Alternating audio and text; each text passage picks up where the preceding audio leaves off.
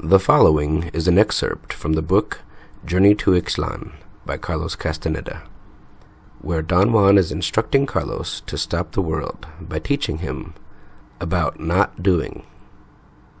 In this lesson about not doing, Don Juan has Carlos gaze at the shadows of rocks to engage him in the act of not doing. On this episode of All Things Perceptual,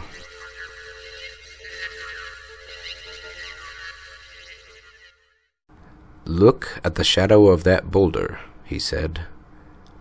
"The shadow is the boulder, and yet it isn't.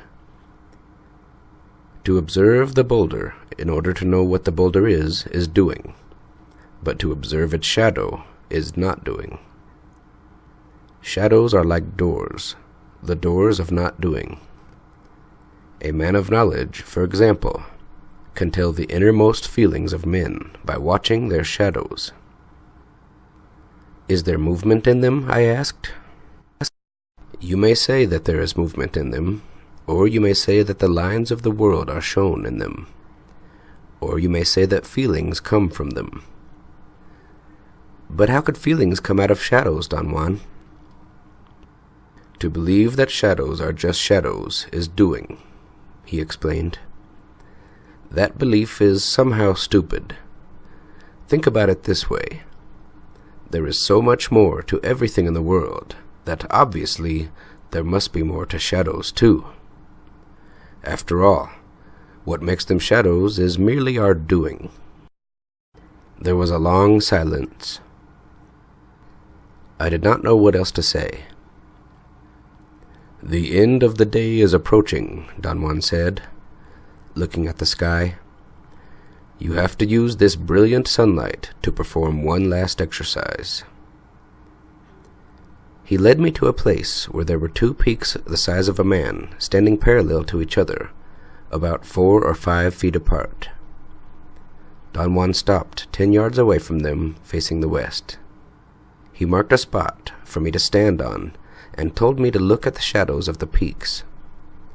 He said that I should watch them and cross my eyes in the same manner I ordinarily cross them when scanning the ground for a place to rest.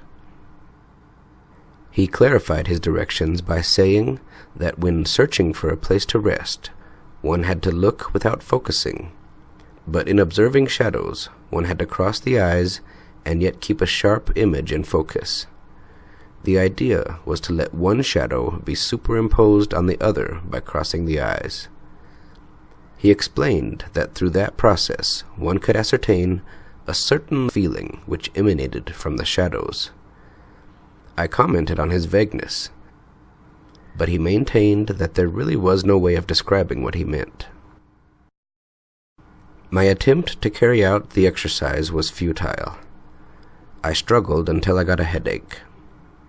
Don Juan was not at all concerned with my failure. He climbed to a dome-like peak and yelled from the top, telling me to look for 2 small, long, narrow pieces of rock. He showed with his hands the size of rock he wanted. I found 2 pieces and handed them to him. Don Juan placed each rock about 1 foot apart in 2 crevices, made me stand above them facing the west, and told me to do the same exercise with their shadows. This time it was an altogether different affair. Almost immediately I was capable of crossing my eyes and perceiving their individual shadows as if they had merged into one. I noticed that the act of looking without converging the images gave the single shadow I had formed an unbelievable depth and a sort of transparency. I stared at it, bewildered.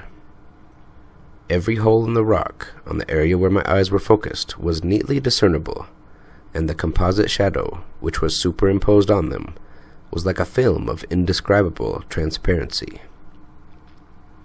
I did not want to blink, for fear of losing the image I was so precariously holding.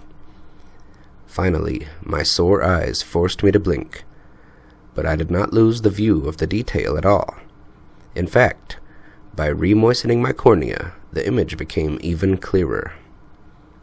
I noticed at that point that it was as if I were looking from an immeasurable height at a world I had never seen before.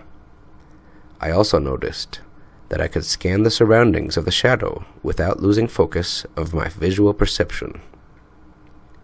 Then, for an instant, I lost the notion that I was looking at a rock. I felt that I was landing in a world vast beyond anything I had ever conceived. This extraordinary perception lasted for a second, and then everything was turned off. I automatically looked up and saw Don Juan standing directly above the rocks, facing me. He had blocked the sunlight with his body. I described the unusual sensation I had had, and he explained that he had been forced to interrupt it because he saw that I was about to get lost in it. He added that it was a natural tendency for all of us to indulge ourselves when feelings of that nature occur, and that by indulging myself in it, I had almost turned not doing into my old familiar doing.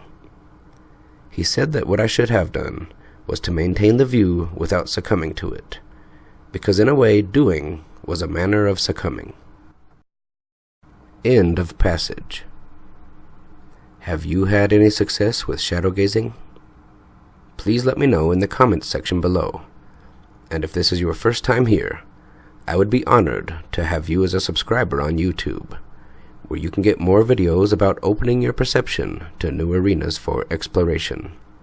New videos come out on Mondays, so until then, thanks for watching and see you next time.